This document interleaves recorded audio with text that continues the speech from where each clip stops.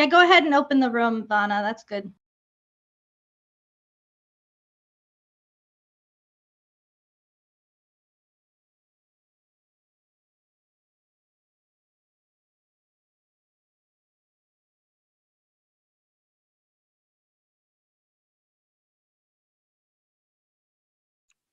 Hi, Lisa.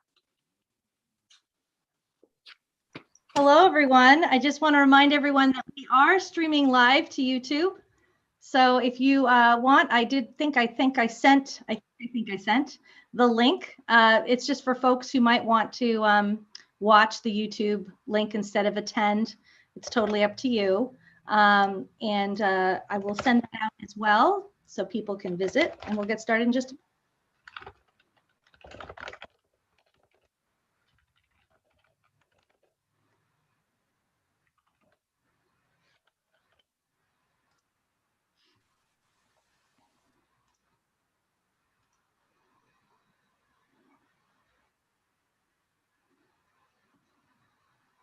If anyone wants to forward along that meeting information for anyone who would like to watch on YouTube, feel free.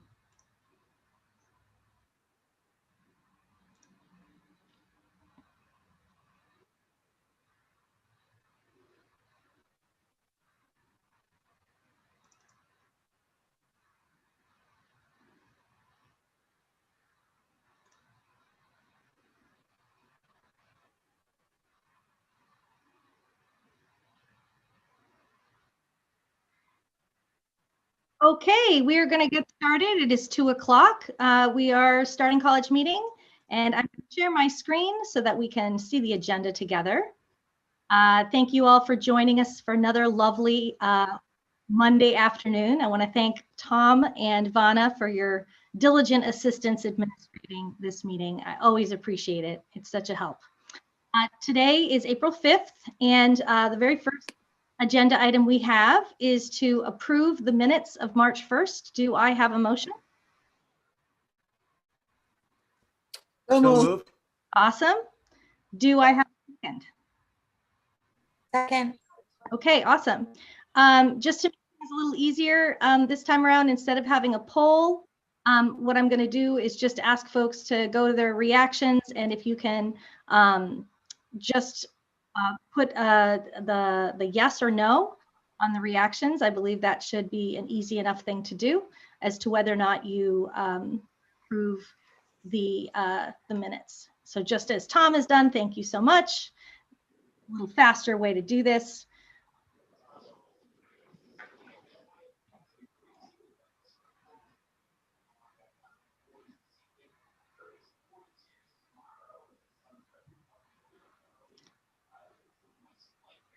I don't know why it's disappearing on me here.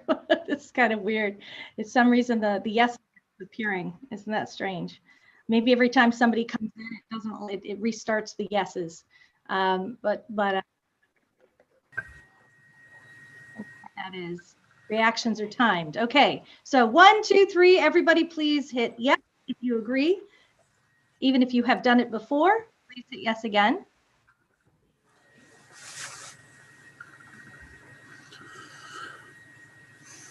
Okay.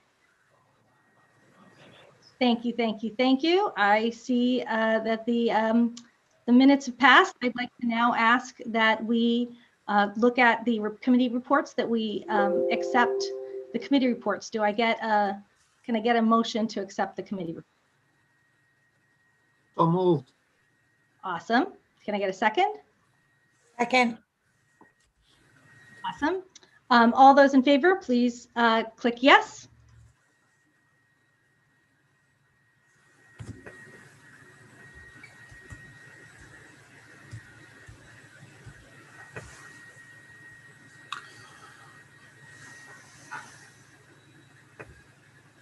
Okay, thank you so much.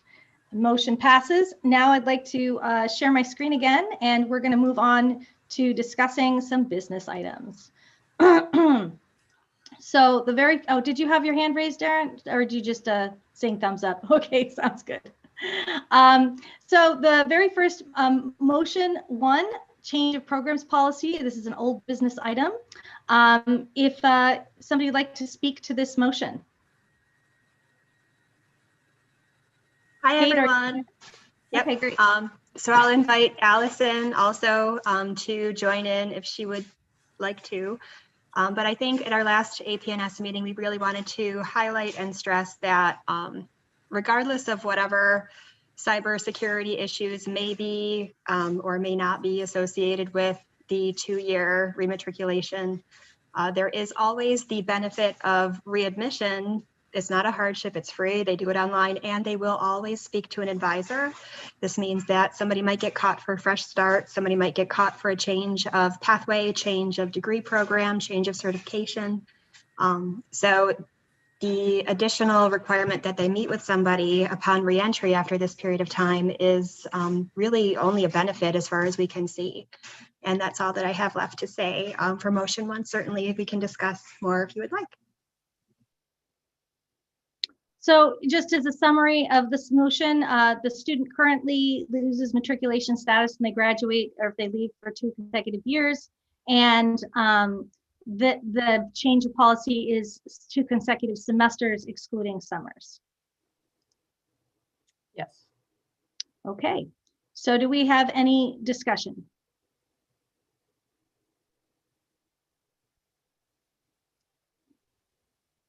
Okay. Hearing no discussion, I will call this for a vote. We don't need to, since there is no discussion and there is no argument against, we don't actually have to vote on poll on doing this vote, as I have learned from our parliamentarian. So I'm going to go ahead and put a poll up for the motion 1. And please, if you are a voting member, please vote in the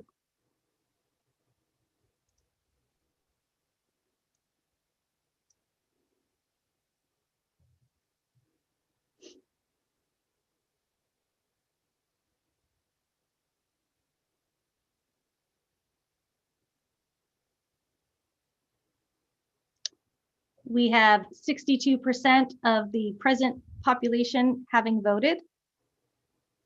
I'm going to give it a few more minutes for more people to vote. Give it another 20 seconds.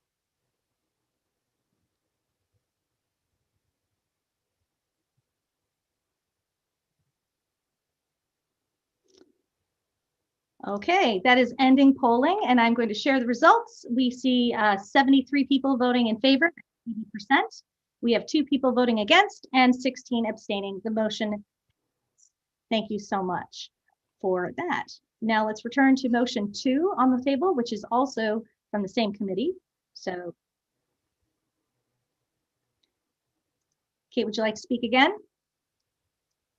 Sure.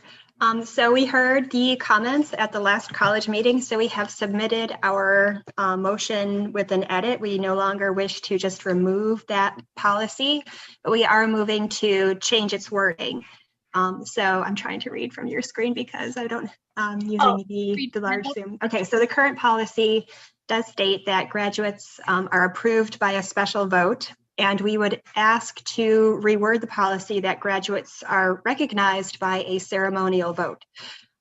This would include the faculty and administrator and professional staff members as in the policy as written originally. I know right now we're practicing faculty only, but we do want to include the entire campus community in something as historically cherished by the campus community as the ceremonial vote to approve graduates. It would allow Lucy to confer degrees if that meeting weren't to take place or that vote weren't to take place, but it still will allow us to recognize them officially annually, or I should say by semester for graduation. So it changes it from a formal vote to a recognized ceremonial vote. Great, okay. Oops, that's the last of that. So yes, Professor Allen has a question. I'm sorry. I wanted. Is there discussion on this? Are you were proposing it, right? We haven't. I jumped the gun before we. That's okay. We can have. Before we did that. Go ahead. Any discussion? Okay. So it's very awkward to be in the position of speaking against this motion, but I remember when we worked hard to craft this policy, and the reason that we did work hard to craft this policy was to preserve the unique relationship and role of the faculty in the education of the students. And some of this was because when we expanded college meeting from faculty meeting, which it was originally, to a broader meeting, that we still wanted to preserve some of the aspects of being an educational institution that are unique to education, that are different than other kinds of big businesses. And recognizing, of course, that in our very modern society, we are viewed as a business. But I would like to see us, I would rather see a solution that preserved the faculty vote and allowed for an emergency situation. So rather than change the whole policy as it is, that allowed, for example, in the event of something like COVID or something like that, for us to be able to, maybe have FPC or department chairs or someone else, have a representation in that vote. But I just would speak against anything that further erodes any tradition or practice that is around the faculty-student relationship, because I just have a genuine concern that, and I know I sound like some of my elders who have come before me, that some of you will remember, that I hate to see policies that we eliminate without, more thought into how this further reduces the institution of higher education to just a transaction. Thanks. So I'm going to stop sharing because I think we've seen the policy enough, so that way we can see everybody. And if you have comments in the chat, you can do that, or if you'd prefer to raise your hand and be called on if you have comments or questions on this particular motion on the floor.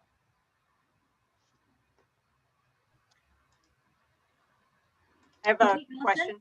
Okay. Yeah, I wasn't sure when Trish mentioned faculty making this decision. Is it your view that it should not include professional staff or administrators as the policy is written? I wasn't sure if you were saying preserve it as is written or preserve it as it should only be faculty. Yeah, I think I'm just going to clarify, as Allison has pointed out, that the current policy actually does indicate that staff have the right to vote as well. And it is actually, our current policy has been to have faculty vote, but that the written policy actually does not indicate faculty only. So we have not actually been following the policy that we have written. And so the issue really is, I think it sounds like, Trish, if you want to clarify, are you suggesting that we have a written policy to actually enforce the policy we've actually been doing? Or are you advocating a different motion? I think that one of the issues that we have too in this is a further issue about sort of the definitions of college meeting and the roles. You know, what I believe, and there are others who've been here with me and longer than me, although none of you want to admit it. But even this terminology of what does it mean to be professional staff is a term that's evolved. It wasn't part of our original terminology, and I don't think it's clearly defined. I don't think what does it mean by administration is clearly defined. And so I guess, I would say right now, maybe the thing to do is to I would just suggest putting this aside till we clarify that, and try to look back into the research of, I understand that, Claudine, but I don't believe that our college meeting predates the union.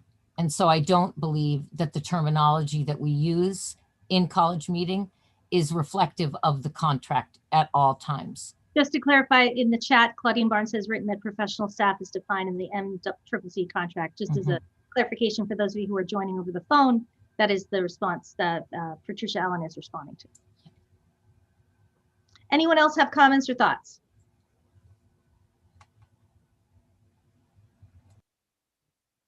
Comments, thoughts, questions, responses? Yeah, right here. Okay, yes, so great, thanks, Sergio. So you have to do Yeah. the hand raise feature, or I can't see, there's too many people. Yeah, I did raise my hand, but maybe Oh, it didn't didn't show. come up. Yeah. I like to go back to the original rationale for the proposal of this motion. And if I remember correctly, Lucy mentioned something about how it is difficult to schedule sometimes, and that's why we wanted to get rid of this voting. And if we do a ceremonial vote, I don't see any difference from what it was original, what the voting was originally requiring us to do. So whether it's and in fact a true vote or a ceremonial vote, we will still have to schedule it. We will still have to squeeze it in, sometimes in between, the end of a semester and graduation. So it wouldn't really serve any purpose to me, but perhaps I'm wrong, and I would like some clarification on that. I can offer that clarification, Sergio.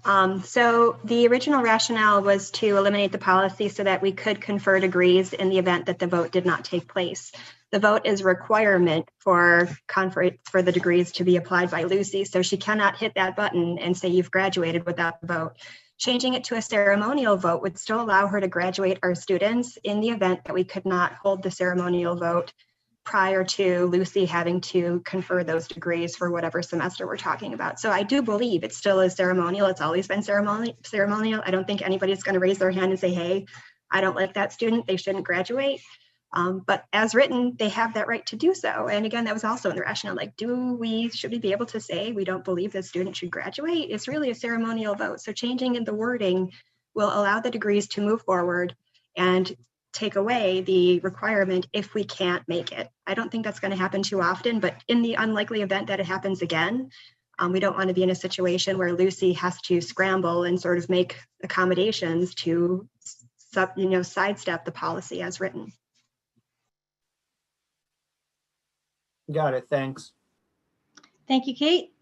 Thank you, Sergio. Thank you, Trish. Thank you, Claudine. Anyone else want to contribute to this discussion? Rebecca Griffin is asking, could the ceremonial vote be conveyed during graduation?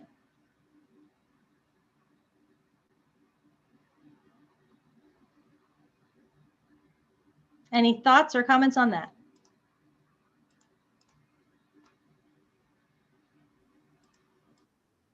So, Yes. Uh, Yeah, go ahead, Allison. it seems to me, doesn't that already happen in graduation when it's all said and done and the person says I confer, and isn't that already done at graduation?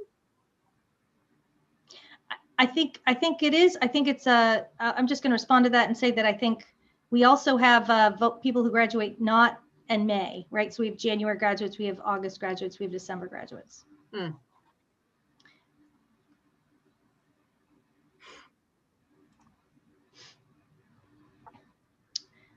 Okay, any further discussion? Would somebody like to call the question?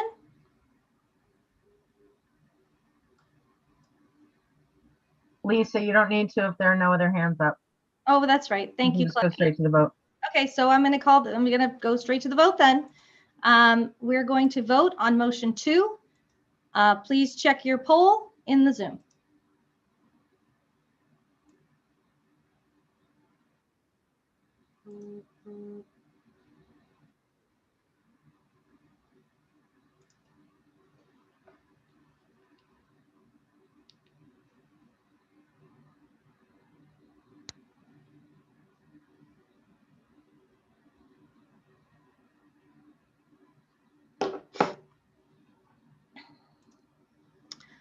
Okay, we have 69% voting.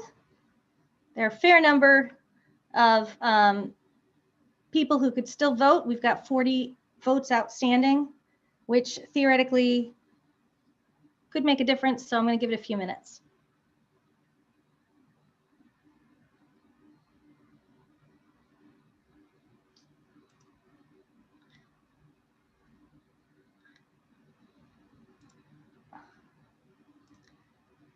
And those of you who are co-hosts, if you want to send me in a chat your vote, I can add that to the tabulation.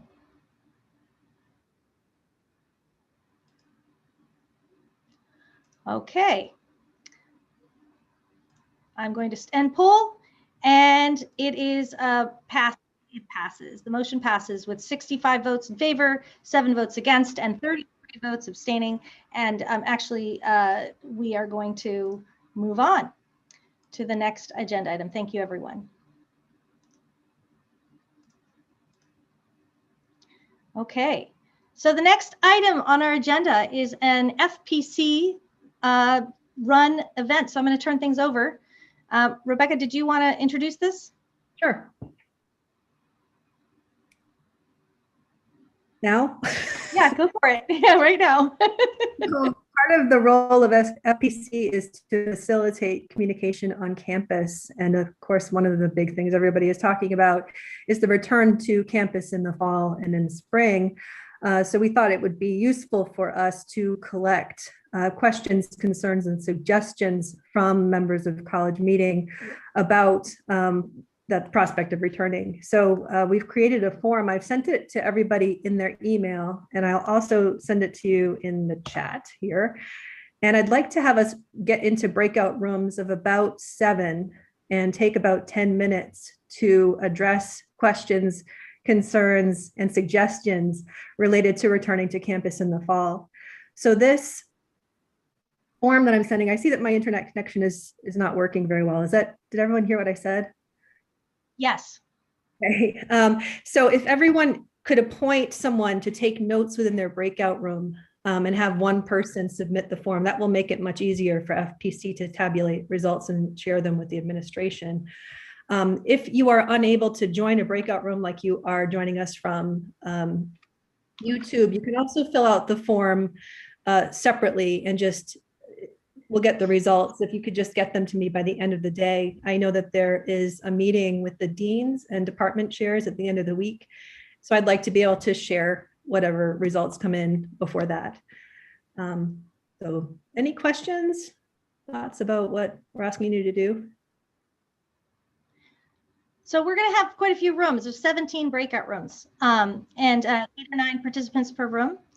I'm going to go ahead and create the rooms, and we will take 10 minutes. So come back at 2:32, and I will close the rooms officially at 2:32. Thank you so much for your input.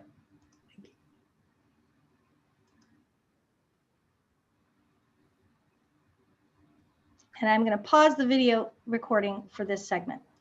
Yeah, and Lisa, just for posterity, you might want to shut off your video while you're here so the connection kind of stabilizes. Good idea. Thank you. Okay.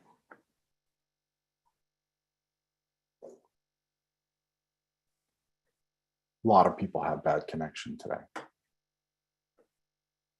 Including me. Mine just said your video connection is unstable. Yeah, and you're the host, so that's that thing you were talking about earlier, the crash. Yes, indeed.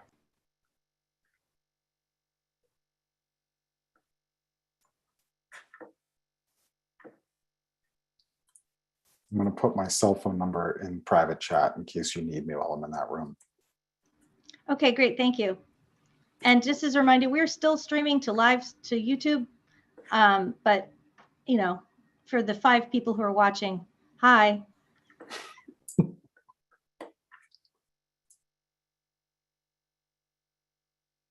We've still got a bunch of people who haven't joined their rooms. We'd love to have you join. Yes, Caitlin, go ahead and join the room.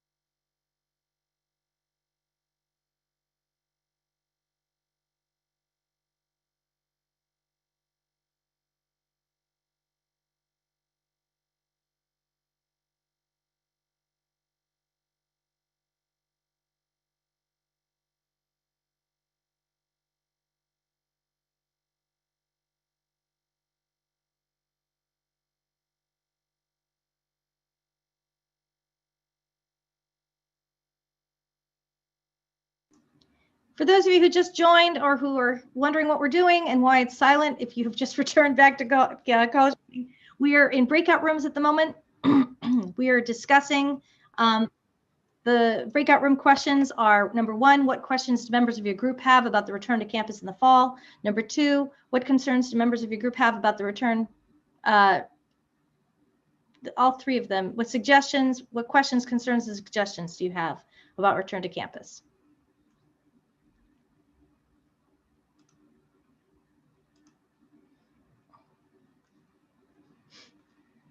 We have breakout rooms for everybody to go share their thoughts.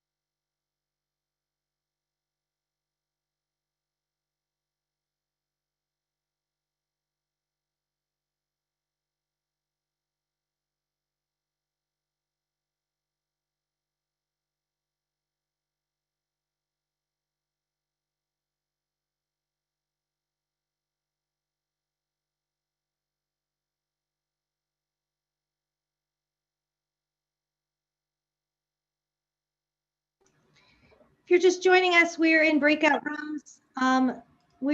If you're just joining us, we're in breakout rooms having a discussion about the return to campus. So if you want to be placed in the room, you can, although we only have 1 minute left. So.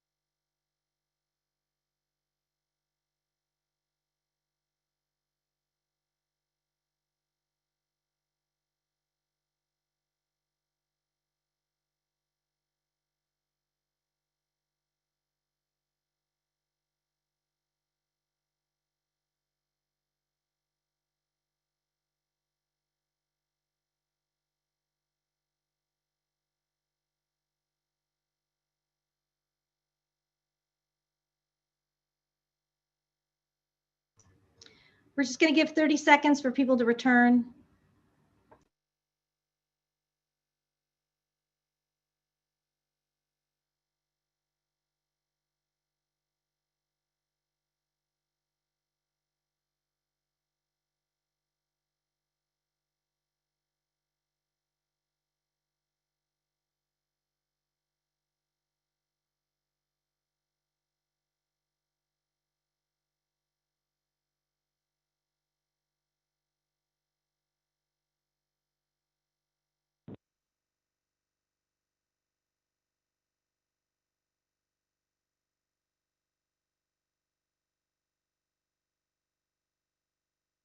Okay, thank you, everyone. Rebecca, did you want to share any thoughts before we move on? That went really fast. And I think that people probably have a lot more questions and concerns than they were able to express in their breakout rooms. I know I was curious. So if you have additional things that you'd like to say that you did not get to say in your breakout room, please email me or fill out the form yourself. I think the form's the easiest way for me to do it, because then all the answers are in one place without having emails all over the place. So if you would like to fill out the form yourself and you have additional things that did not come up in your breakout room, please fill them out and I will see the answers and compile them and share them. Do you want the heads of these breakout rooms to submit these forms now, though? Whenever you're ready. I know for me, I probably have typos. I want to go through and kind of neaten it up a little bit and then I will submit. But yeah, well, I'll do that too. And if you could submit by the end of the day, that will give me plenty of time to put things together by the end of the week. Great, thank you so much. Thank you, everybody. Yeah, 10 minutes can go by really, really quickly. Good reminder for teachers who are doing this. I know, right? 10 minutes Yeah. is like, oh, flash in the pan. I actually gave you 11 minutes. So I did give you an extra minute, even though it may not have felt like it.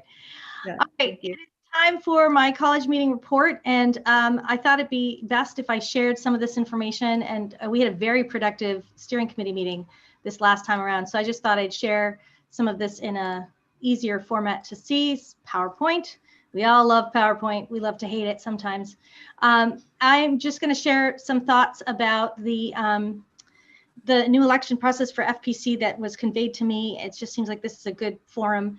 That here are the department representatives and the new policy for folks who might want to know how this was came about. And so there you see it. There are the reps for FPC. Thank you, Rebecca, for having this short forum within college meeting. And to anyone else who'd like to provide input, feedback, thoughts, here are your department representatives. And I just share this as kind of an informative thing. All right, so we are in the process of building the non-voting college meeting distribution list.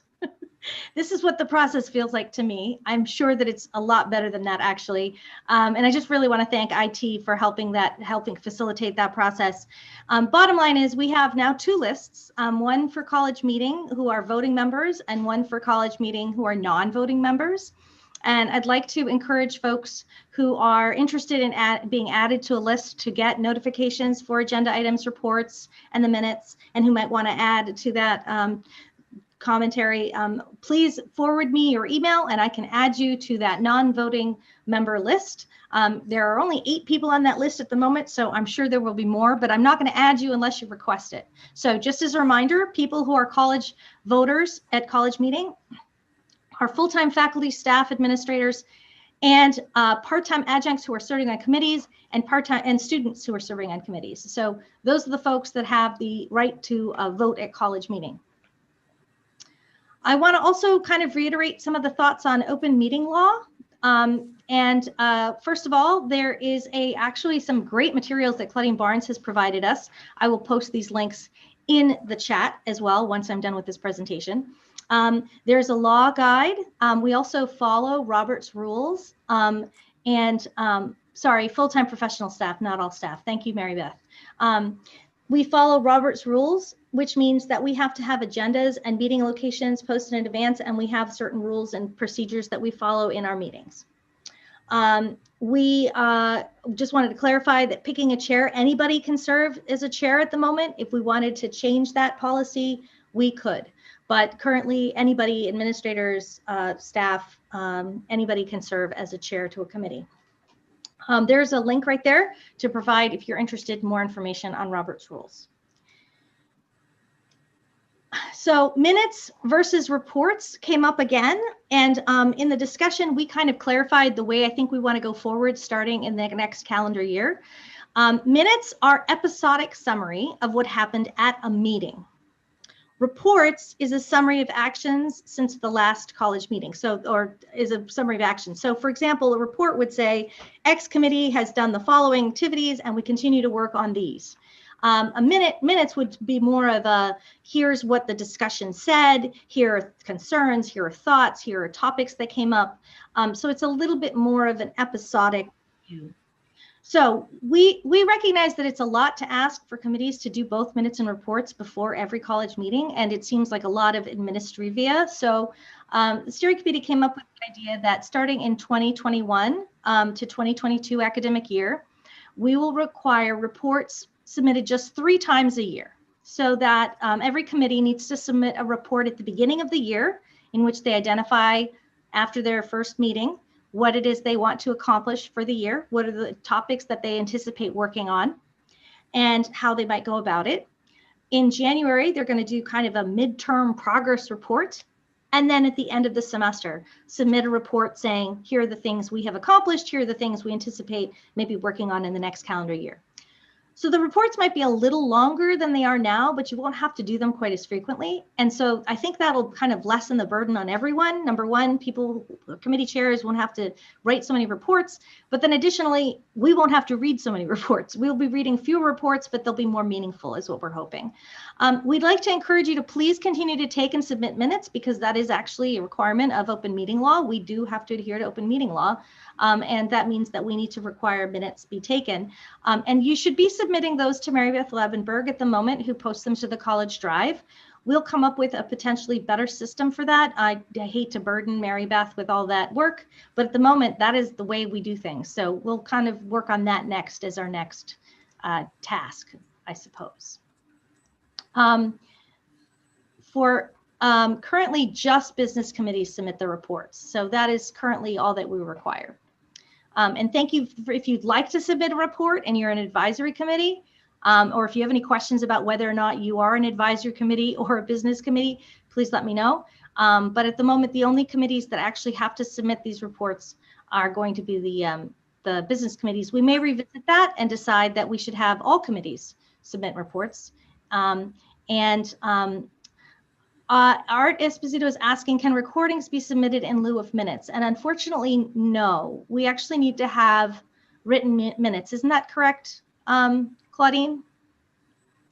That is correct. Yeah, to adhere to open meeting law, you actually have to have written minutes.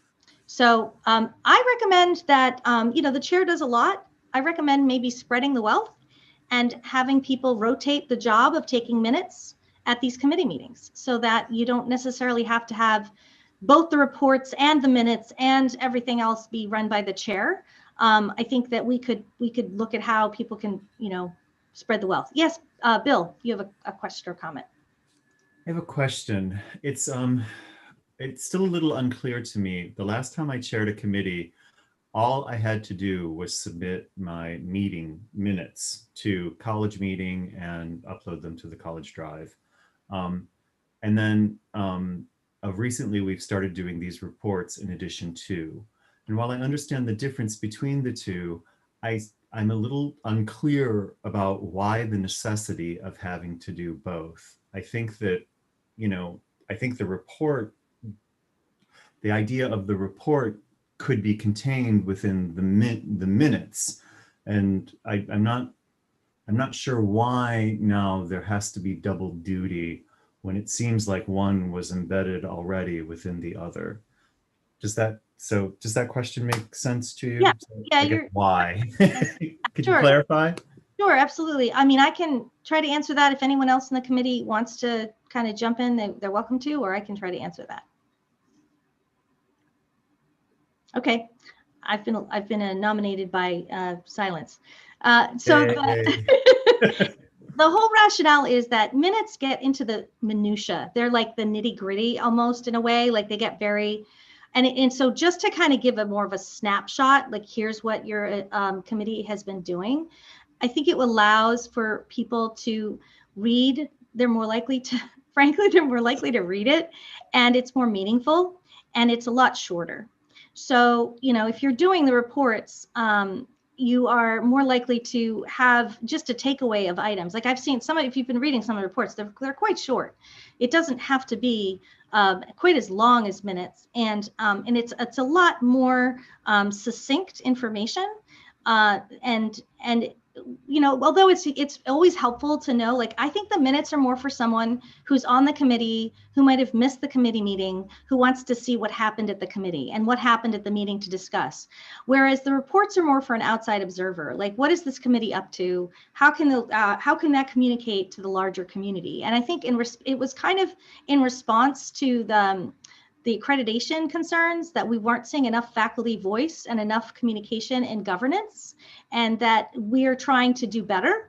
And that is one of the reasons why we think these reports might help, because if we have more of a greater understanding of the agendas and the things that the committees are doing, hopefully we'll have more community cohesiveness and understanding on how decisions are made on campus. That's kind of my take on why we're doing these reports.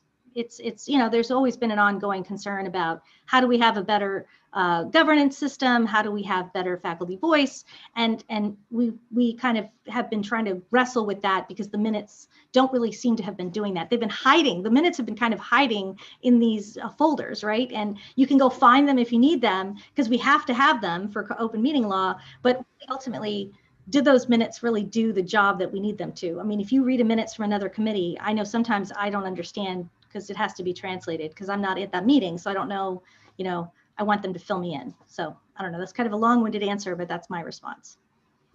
Thank you, Lisa. Mm-hmm. Any other thoughts, concerns, questions? All right, well then, that is my report, and I will turn things over to President Cox. Well, good afternoon and happy April. As many of you will recall, it was about this time last year that we had our best crystal ball in play, and we gave a projection where we thought fall would be, and we pretty much stuck to it, and it was fairly accurate. The issue this year is a little bit different. Things are continuing to improve. The vaccine rollout continues to pick up. We continue to market the notion of encouraging people to get the vaccine. We do have the spike up locally, which we actually did project would happen at this time. And we're looking at for perhaps 2 more spikes over the course of late spring and the summer leading to late August. So as we begin to look at what the fall will be, ultimately and sort of generically at this moment, we see more face-to-face classes happening. We are still waiting for additional clarity on the spatial requirements as the system improves, if you will. Right now, we're still looking at the 6 feet distance in terms of how many people we can fit into the classroom. Should that change, that will have a fairly substantial impact. We're also expecting that there will be a continuation of the use of the masking. And frankly, there will be a continuation of the remote offerings at a reduced level from what we have now. As we continue to navigate through this process, there will obviously be more developments that are occurring. And in follow-up to the breakout rooms that we had earlier, we are going to set up a college-wide forum next week to sort of dovetail off of some of those questions and give you a little more specific answers. There continue to be many moving parts, but overall, I would say we're much more optimistic that you'll see much more face-to-face activity for the fall. And I would just urge patience and also ask questions along the way, should you have those. And we'll try to get you the clarity as we go along, because obviously we want to keep people safe. We want to help people make the transition back to face-to-face, and we realize that could be a major ordeal. But we want this to be successful, just as we were when we did the pivot a year ago. And as Dave Zamba would remind me, if ever there were a time for a theme song, it would be Dave's Stand By Me. So let's see how that works. And as we all know, this is actually Dave Zamba's last college meeting after 3 decades or nearly 3 decades of service to Cape Cod Community College. So think about that. And as you're thinking about that, let me give you a few other tidbits on things that are coming up.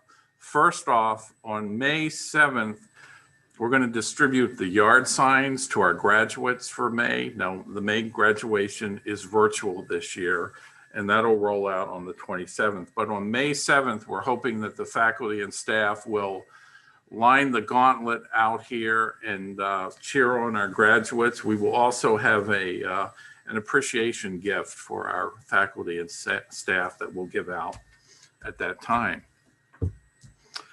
Bill Barry had a question. I don't know if you saw his hand raised. What's that? Bill Barry had a question. I haven't gotten to looking up yet or the questions. Bill's a little square on my. Yes, Bill, go ahead. Sorry. I know you talked a lot about students coming back, and I know we just talked in FPC about faculty coming back.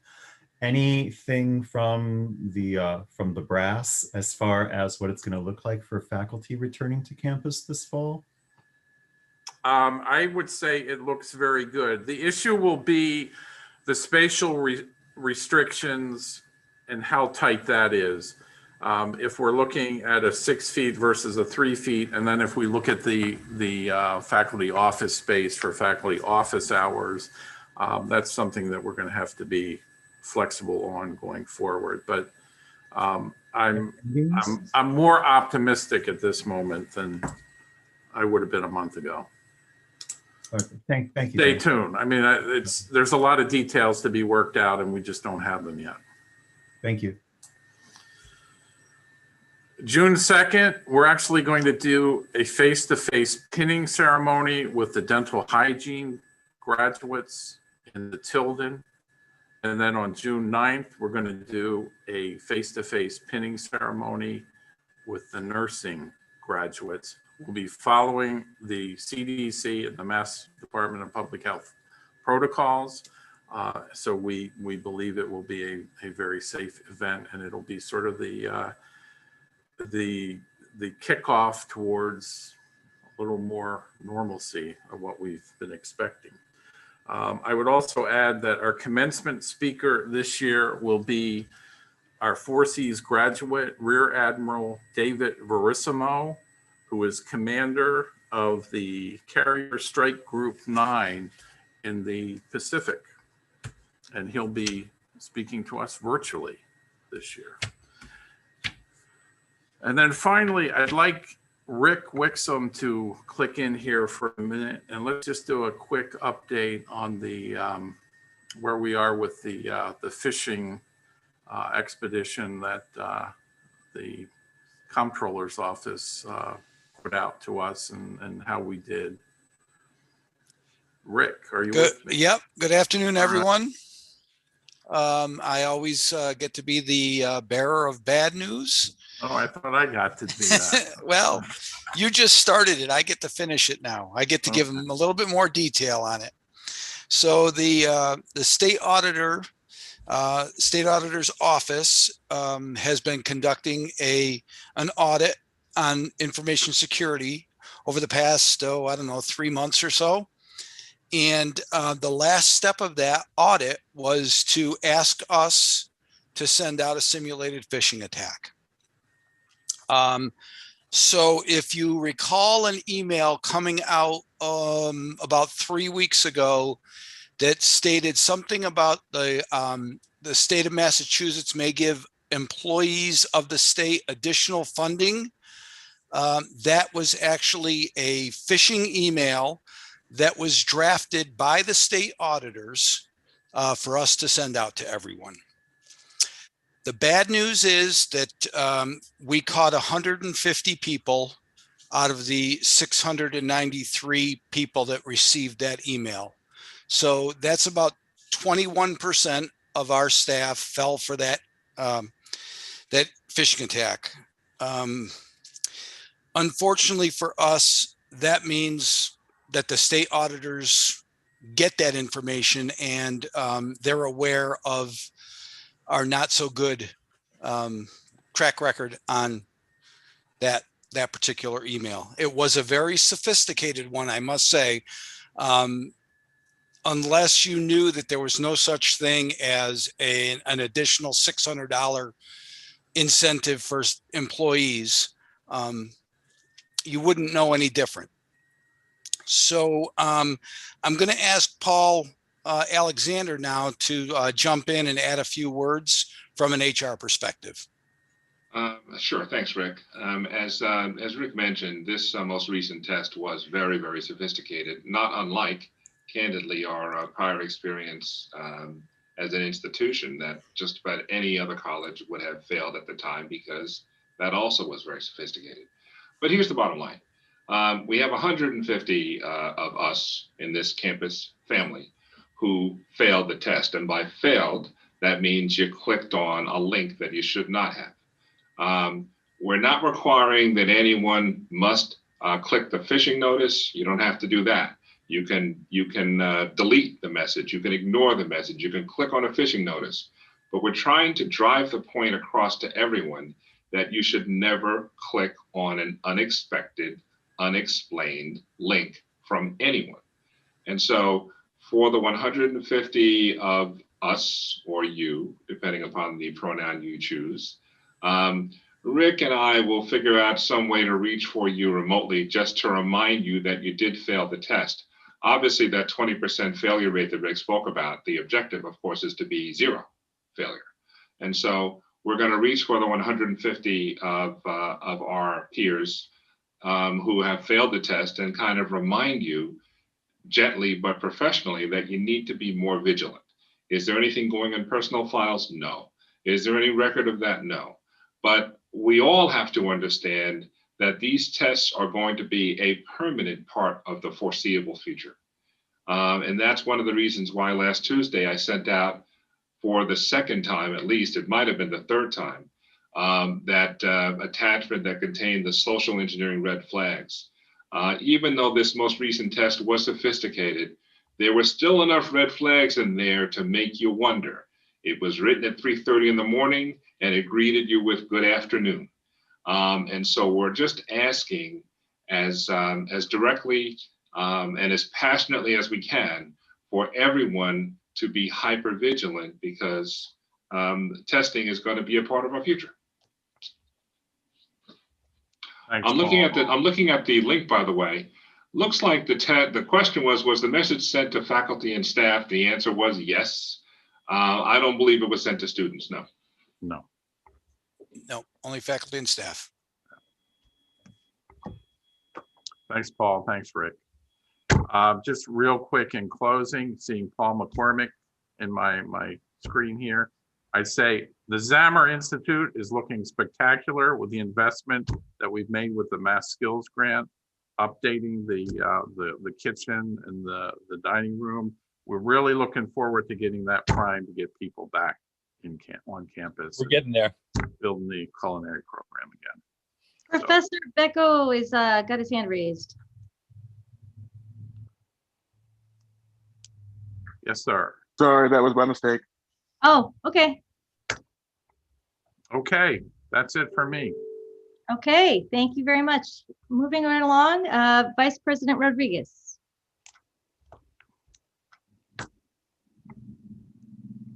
Good afternoon, everyone. I hope you're doing well.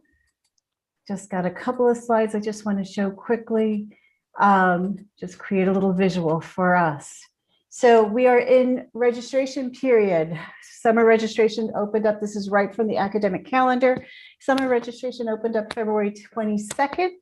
I hear we're doing very well, but let's please make sure to inform our students we have fantastic summer classes going on and that they should register and continue their studies. Last week on March 29th, advising and registration for fall 21 began.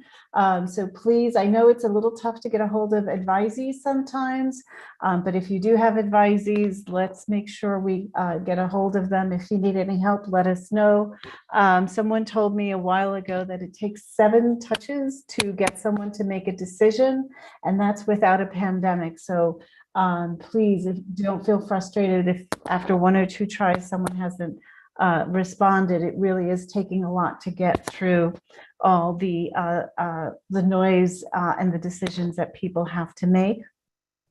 And just so you know, fall registration for all students will begin on April 12th. Again, if you need help with reaching out to students, please let us know. And we will make sure that we, when we leave in May, that we have a good number of our current students enrolled for the summer and fall semester. So thank you so much. This will be coming out in an email soon. I just want to give you a heads up, so please keep an eye out. We're going to be beginning a HyFlex fellowship program for faculty to start training and engaging a core group of faculty members to teach HyFlex. And in case you're not sure what HyFlex means, it means students can enroll in the course either face-to-face or as a remote learner. The application will detail give you much more details than I'm giving you here, but I just want to give some tidbits here that the HyFlex faculty fellows, if you fill out your application, we will have a group of committee members comprised mostly of faculty, but also staff to decide on the fellows. You will then, if you're chosen, you'll participate in the HyFlex Faculty Fellows Summer Institute. And we have some dates there, and I believe in the application there's some dates that you could select from, and we will see which are the most common times that we have in common. Participate in monthly discussions in the fall 2021 semester to share best practices and troubleshoot any challenges. And you're going to serve as a mentor for another group of faculty members who will be involved in this. So I'm going to send more details out in an email, but I wanted to give you a heads up and to seriously, faculty, please consider this.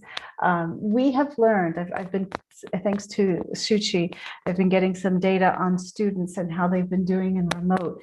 And you know, it is becoming a much more, I don't want to say popular, but a much more, it is essentially much more a choice that the students are making. And in many of the courses, students have been feeling better about taking remote courses. So it looks like it's a modality that we, as I said this last year, we're not going to be completely throwing out remote when we come back to campus. It's simply adding another modality for our students who may not be able to get to campus, and I think will provide a lot of flexibility for our students who maybe have a sick child, have employment issues, have to stay at home, or are on the islands or too far to make it to campus. So my hope is that we can develop a core group of faculty members and begin a more formalized approach to this modality, as opposed to last year's do it now because of a pandemic. So I'm just going to go over a little bit briefly the one-pager. Some of you have heard me call it the one-pager, the program review and sustainability. VP Clark is going to be talking a little bit more about one portion of this, but I want to make sure that you have the context, the full context for this. So I know we have a process for program review that's pretty lengthy. It's very time consuming, and and it's once every 5 years. So my hope is if we could develop something that really we can do annually, look at data annually, make decisions, and then maybe after a few years bundle them and really write a short report on. My hope is that we can really start looking more effectively at our programs. So here, what I'm pointing to here is the pie. You'll hear me refer to pieces of the pie. This I usually don't like the pie metaphor, but I'll take this one as working for this particular program. One of the things we've talked about when looking at programs is you really need to, you can't just look at one portion. You can't just say it's an expensive program, that's program economics. You can't just say there are a ton of jobs. You can't just say it really say any one of these. You cannot look at them alone and say, I've really looked at our program. So we're going to be looking at program market. How's the job market going? Because ultimately our students need to get a job with the credential that they've earned here.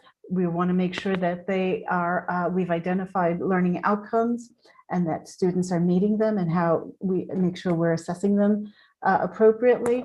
We also, within this, we also want to look into who are our students, who's registering for the courses, and institutional mission, making sure that what we have proposed and what we're doing remains true to the institution's mission.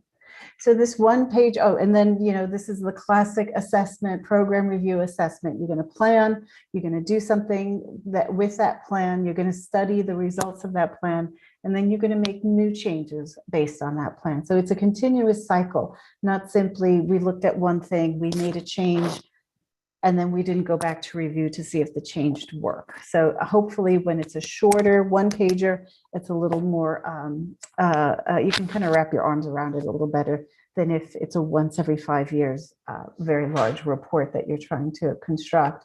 So just a couple of things. VP Clark will talk a little bit about program economics and what does it mean. Considering that we're in the budget season, this becomes very important, because if it means we're seeing that the equipment or some services are really expensive and we need to do something about that, or increases are coming, then we need to figure out a plan to respond to that. So VP Clark will talk a little bit more about that.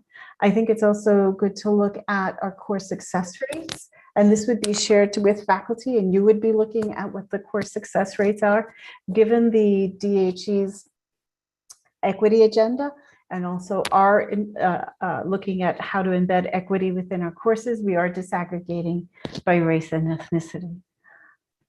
We will also look at the 4-year completion rates. That's pretty much the standard at DHE. And then we'll get some data on program market and demand, and perhaps a few comments on institutional mission.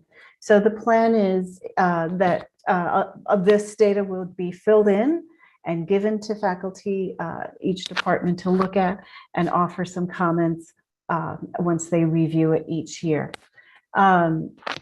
We also want to make sure that you have the opportunity to improve. So we're going to be looking at, like, okay, are there issues within the market that you need to respond to? Did something change just a little bit? And we need to make sure we embed that in the programs for our students. And likewise, making sure that we have the opportunity to create a plan to assess and make changes based on that assessment. Right now, thank you to the psychology team. You're the first one up that we are working with, and we will practice. And if you're looking to volunteer, any departments looking to volunteer for our pilot for next year, please let me know. I think it's going to be a very effective way to get some data more regularly, to allow departments to make some changes as needed.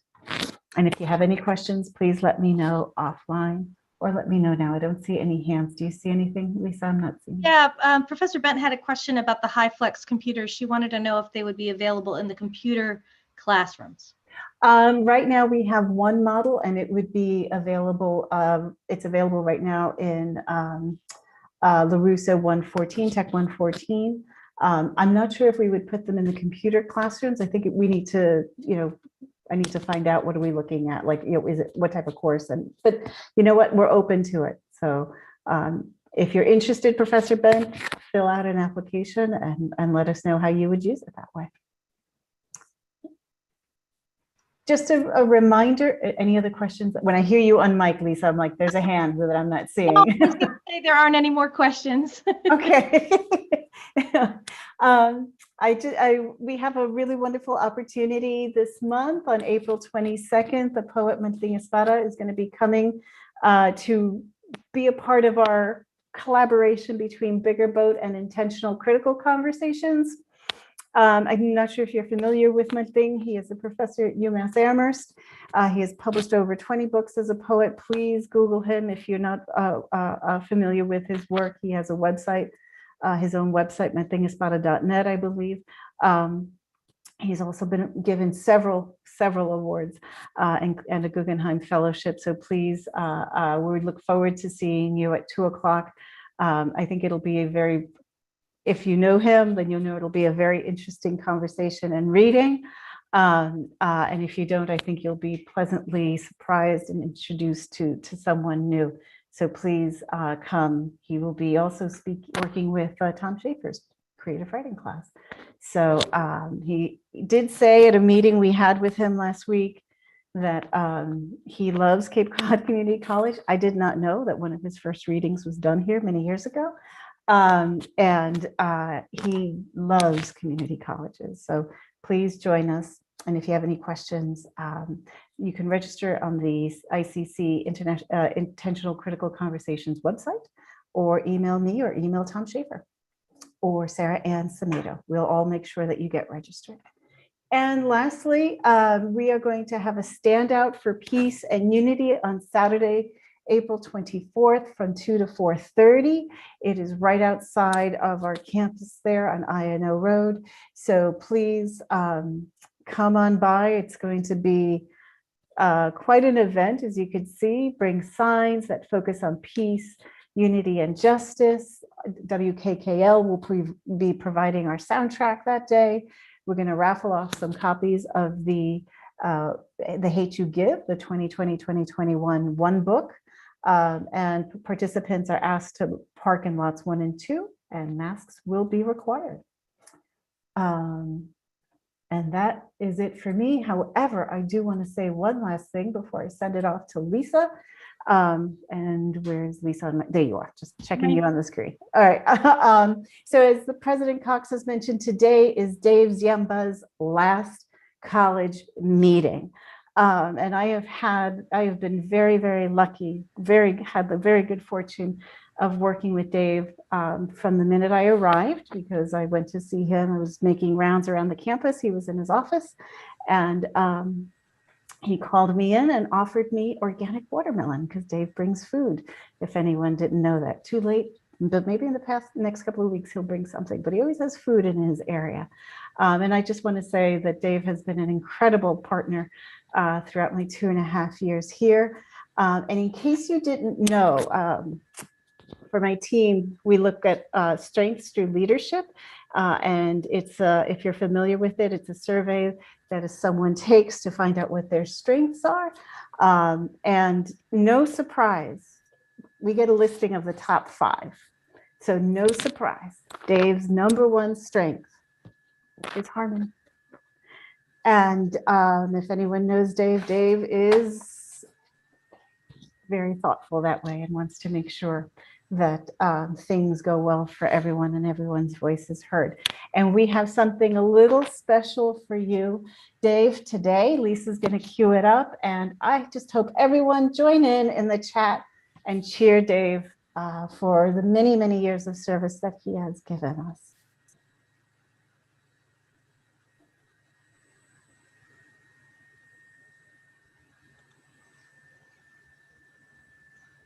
And while Lisa's working on that, I want to thank Rebecca Ambrose Dalton, Chris Palk, Kathy Fulgenetti, Teresa Bowes, and I like to call her General Nausicaa because the whole vaccine thing would have been fixed by now if Nausicaa were in charge.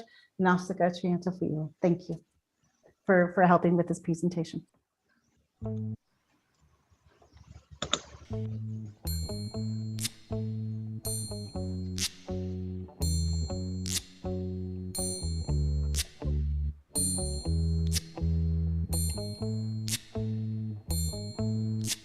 When the night has come and the land is dark and the moon is the only light we'll see. No, I won't be afraid. Oh, I won't be afraid. Just as long as you stand by me. And darling, darling, stand by me. Oh, stand by me. Oh, stand now. Stand by me. Stand by me. If the sky that we look upon should tumble and fall, or the mountains should crumble to the sea, I won't cry, I won't cry, no, I won't shed a tear, just as long as you stand by me. And darling, darling, stand by me. Oh, stand by me. Oh, stand now. Stand by me. Stand by me.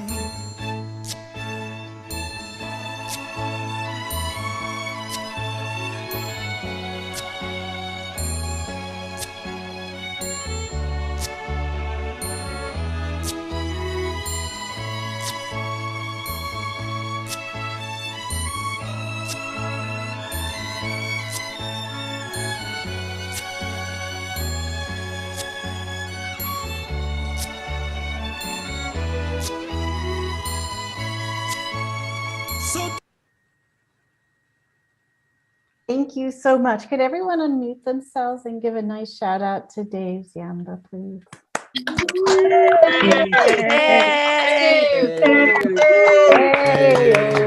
Thank you. Great. Good luck, Dave. Thank you. Woohoo, Dave. Don't be literal. Thank you so I'm not much. crying, you're crying. Best 30 years ever, Dave. All right.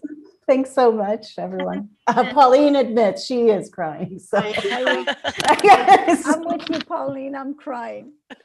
Thank Dave, you I so want to much. be you when I grow up. All right, VP Clark, you get to follow that. Yeah, thank you very much. Hey, one thing, I haven't worked with him very long, but enjoy your retirement, Dave. He seems like a super guy from my experience with him. I have to admit, I am a fan of buttercream donuts, so I'm astonished that you invented that. That's awesome. So that is something that I enjoy. That's excellent. Okay, so the good news is I have only one topic. The bad news is it's program economics and it's three slides long. So I will try to make this as painless as possible is what I'll do. If I can share my screen, let me see if I can do that. Can everyone, can everyone see my screen? Yes, no? Yep. Yes, get it now. Fine. Yep. Okay, so it should have up there the ABCs of activity-based costing in community colleges. My experience obviously is in government, so I've done a fair amount of this type of work where you study what are your direct costs, what are your indirect costs. I think the challenge for me here is, okay, is there someone that has a footprint that they're already using or a template that they already have?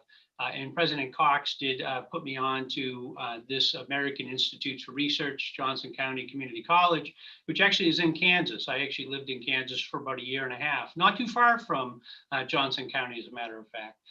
So this study was done back in August of 2014. So I kind of looked at this to use as a model. So it's not just a traditional model that I would use, it's a specified model that was designed for community colleges. And I always think, I think Arlene did a nice job of kind of presenting that there's 4 different pieces to the pie, that you need to look at the holistic approach.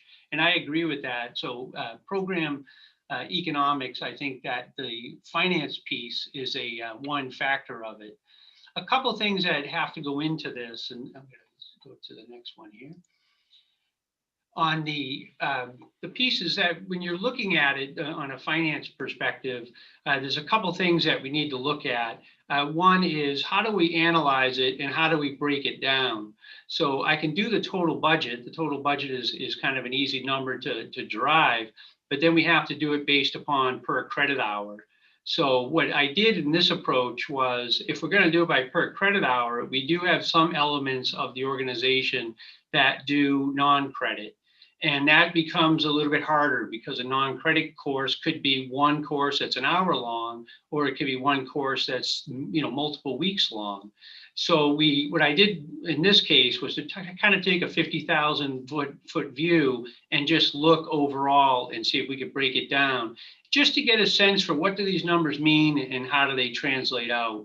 I think the ABCs of this activity-based costing does allow for you to scale it up and scale it down. So it has a tremendous advantage to do that.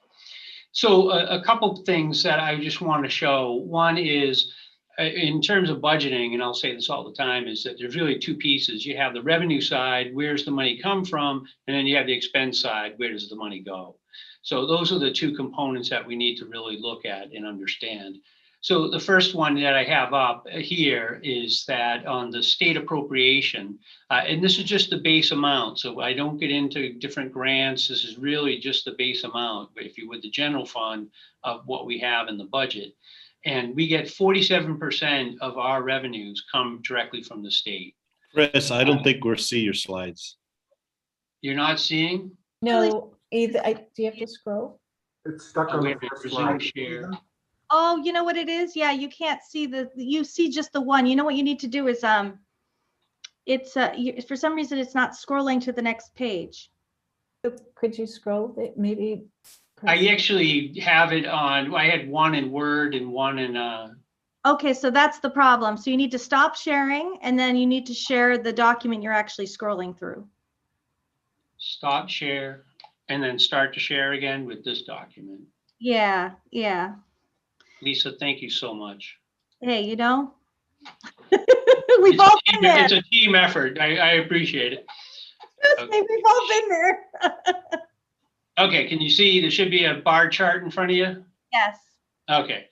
So on the revenue side, the 47% is the state appropriation base. So that is, where we get the majority of the money. Tuition is pretty close. So we become almost like a 2 funding source entity. So in other locations, there may be other, like a local funding source from the city or the towns. We don't have that in Massachusetts. So tuition is kind of a major factor. So that counts 44%. And then everything else is kind of grouped in. I just grouped them in as other. So just to give you a sense for those funding sources. Now, hopefully, as I scroll, I'll get to the kind of the meat and potatoes of this. So you can see that the total budget down the bottom here is $28 million. I have to factor out the non-credit. So the 26.7 at the bottom of the screen is this part that's factored out. So once I have the budget component, then I go up at the top here and look at credit hours. So obviously we're still in the process of finishing this year. So I did take the last year's numbers, the 54,000 credit hours. We're probably at about 52 right now, or we anticipate to be at 52. So we won't be too far off of that. And then the hard part for this is that the state of Massachusetts has its own accounting system. So I have to take what the state gives me to kind of work with in terms of cost centers. So I have those cost centers. And then I did use the material from the Johnson County folks to then put it in the right categories. So what they have as direct costs, they have the salary instruction, so anything salary related to instruction, student services, which is a pretty broad base of range of it, from registrar to academic support, things of that nature. I'm sorry, not academic support, but those other elements. And then academic support is kind of a more narrowly defined, where that is specifically the library service. And I don't exactly know the rationale for that, other than I think if you go as a student to the library, you're not necessarily getting direct support, but more indirect support. So they do break that out. And then really the other piece is the indirect, is the larger scale, and that covers everywhere from the president's office to my office, to Joe over in facilities, the utilities, IT, that covers everything else that's not direct to the student. So what does that all mean? So what that all means, and I kind of shaded it in the box here, that we spend about $472, $473 per credit hour in terms of this. How does that break down? If you would, the direct activities is 271. And the indirect, all those ones that I just alluded to, are 201. The nice thing about this, I have this in Excel, so we can put in credit hours. I can break out the different benefit piece, and we can break into specific areas that we want to look at. So as VP Rodriguez said, that we want to look at, like, let's say psychology, we could break this model down and get very specific and get to that area if we want to look at that component. So the only thing, just so people know too, there was a few benefits allocated. You have to take a certain amount. So I did associate the salaries and did the benefits, and then allocated the part-time employees to those cost centers. So this will be presented to the Board of Trustees, but I'm happy to take any initial reactions to this. And hopefully, you hate to actually ask a nice tribute to Dave Ziemba to have to go and do program economics. I didn't know I had that tough act to follow, to be perfectly honest. And that's a good act to follow. But if anyone has any questions, I'm more than happy to take that, or I'm happy to pass along. Lisa? Yeah, thank you. I don't see any questions in the chat. I do see that Tim Girolami wrote academic support also includes the tutoring center, reading and writing center, math lab, and science lab. That's the only thing I saw in the chat. Okay, thank you for that. Unless that's broken out differently, Chris, because I'm looking at it. I'm not totaling up my budgets, but I am the director of both. So it would make sense to be part of that too. Okay, thank you. And this is just the first time for me to do this, so we'll obviously refine and get better as we go. But thank you. Okay, so I am now going to return to the agenda, and I think the next thing up is a report of Student Government Association. So Caitlin, you're up. Thank you, Lisa. Before I get into that, I just want to say thank you personally to Dean Ziemba. You were the first dean I actually met at 4Cs, and I met you when I realized what undertaking I had taken with rebuilding the SGA. I had no idea where to start with the Constitution, and you had the records from the previous SGA and you were able to give me a copy. And that was the first time I met you. So I just really want to thank you so much. So now into the SGA report. SGA finally approved and ratified our Constitution. That's locked, and we're already planning new policies to add on as well.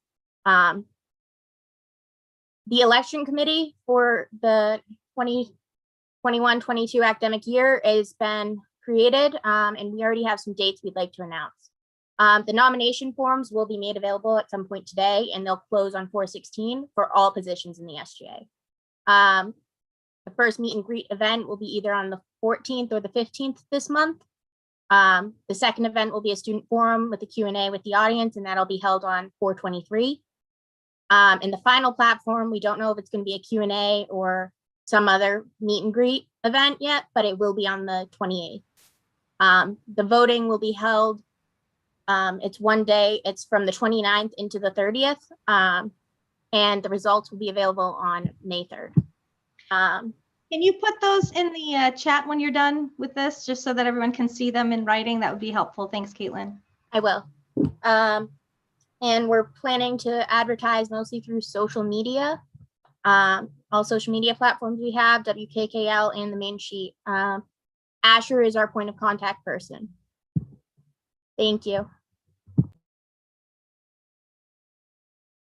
Great. Now it is time for announcements. Please don't go anywhere. I know we're running a little late, but I do know we have some really important announcements, starting off with Asher, who's going to continue to tell us a little bit about student elections and Earth Week activities. Asher. Wow, I am so excited to share Earth Week activities. But before I say anything about Earth Week, I want to say once again, Dave Zomba, you have been instrumental to this institution. We will never, ever forget you. We won't forgive you for leaving, but thank you so much for your years and years of service. Basically, everything that Caitlin has shared regarding the election committee is happening. I think she's texting or putting a few things in our chat box. Please look at those dates. We will have many more advertisements coming either by way of email or by WKKL, and we'll hear a little bit more about that. Earth Week. I am so excited to introduce Earth Week 2021. This is an event that we'd like to support annually, and this event takes place April the 19th through April the 23rd. Now, whether it be conservation, environmental protection, climate awareness, or eco-activism, even environmental social justice, there is such a thing. Earth Week will draw upon environmental caution and awareness, as well as what is our community responsibility. There will be a host of activity programs taking place each and every day during that week, which is April the 19th through the 23rd. This is a brilliant collaboration between Dear Universe, the club, Alana the club, and the Orchard Club. Now, I'm sending a very, very special invitation to the various courses that are being taught by the faculty members in this Zoom meeting, college meeting call. Wednesday, April the 21st, let me get it right. Wednesday, April the 21st at 6 p.m., extends to 7:30. We have invited some very, very environmental advocacy panelists. And what we will be discussing is environmentalism and the absence of communities of color. Who are our panelists? Number one, we have Camille Madison. She's a faculty member with the Wampanoag Language Immersion Institute. Next, we have Linda Coombs, well sought after speaker, historian, and environmental advocate. Last but not least, John Keish, right out of Bridgewater, who's an environmentalist, an ethics professor, and an all-around advocate for communities of color doing more to invite themselves into those conversations around how do you protect Mother Earth. I am going to put a big, big invitation out to the folks right on this call, the 21st of April from 6 to 7. Put this on your calendar. We need you. This is the final and last event for the Student Engagement Office. Now you'll hear much, much more about the election, SGA, and we're also electing a brand new student trustee. If there are any questions, please feel free to email me, or if there's a question, put in the chat. But thank you. Thank you so much, Asher. Next up is Rachel Bancroft to talk about The Right Stuff. Hi, all. We're putting together student academic writing for this year's publication of The Right Stuff. So we actually have now, it's very easy to submit to The Right Stuff. I'm going to give you all a link to The Right Stuff page, And there's a form that students can go right to that page and submit their paper to us. The publication will come out, will be voted on this summer, and we'd love to have writing from across the different disciplines here on campus. So please encourage your students to submit. It's a great honor for them to be recognized by you.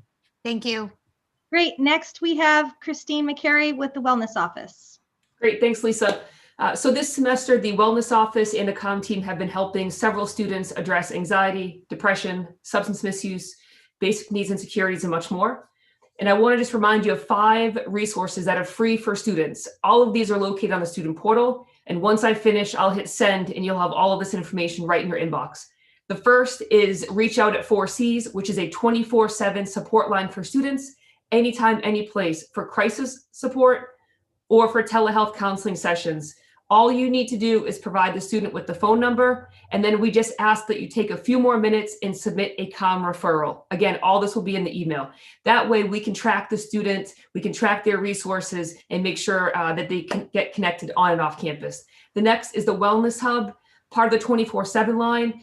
This is an app that students can use to educational content on self-help, self-care, anxiety, depression, and much more. Wednesdays at 7 p.m., students can sign up on the student portal to attend managing stress workshops with a licensed clinician. These are typically small group sessions. It's with the licensed clinician and a lot of peer-to-peer support. Speaking of peer-to-peer, we have the Talk Campus app on the student portal. That's sometimes students don't want to hear from us. They don't want to talk to a licensed clinician or a staff or a faculty member. They want to talk to peers. Talk Campus allows that. It's one-on-one connection with peers, but don't worry if there's a crisis or an issue. Talk Campus has professionals that can intervene and get the information to 4Cs if needed. And lastly, the campus food pantry is open for food pickup. Faculty, staff, students, you can sign up to pick up food. There's a form that you fill out on the portal. Nancy MacGyver will give you a call from the Wellness Office, set up your pickup time, and you can come onto campus and grab that food. So please reach out to wellness@capecod.edu. Any questions, comments, concerns, and don't forget, please continue to reach out to students, submit that COM referral, and get them that 24/7 support line number. Thank you so much. Thank you. Next up, we have Tyler Daniels to talk about podcasting with WKKL. Thank you, Lisa. Yes, I just want to put the announcement out there that we're looking for content, fresh, invigorating content for WKKL. And since it seems like we'll be doing things remotely for a little while longer, we are redirecting our focus from, I mean, we haven't disregarded live radio, but we are focusing more on podcasting. And it's amazing to me how many students, faculty, and staff have so many great ideas for podcasts that they themselves want to host. And so I just want to make it clear that if anyone is interested in making a podcast for WKKL, there are a lot of resources that I don't know whether or not you're aware of. If anyone has an idea for a podcast or maybe a series of podcasts, I would like you to please get in touch with me. I mean, I'm in the system, but what the heck? Here we go. Because what I could do is even offer a training session on how to make a podcast remotely through our mobile devices.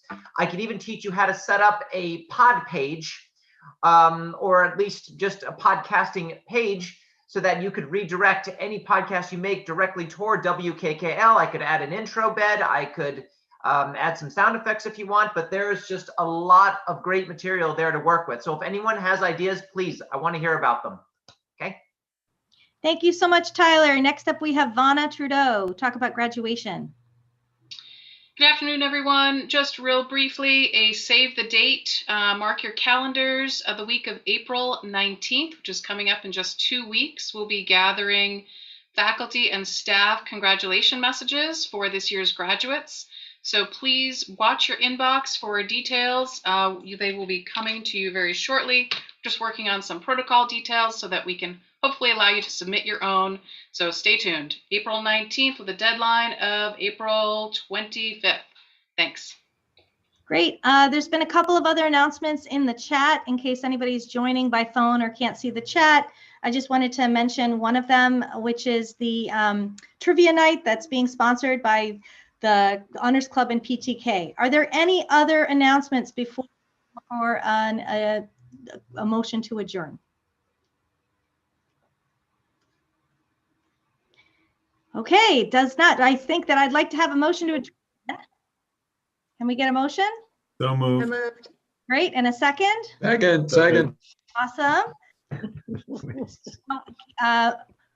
See if we can vote on a motion to adjourn. I have put it in the polls.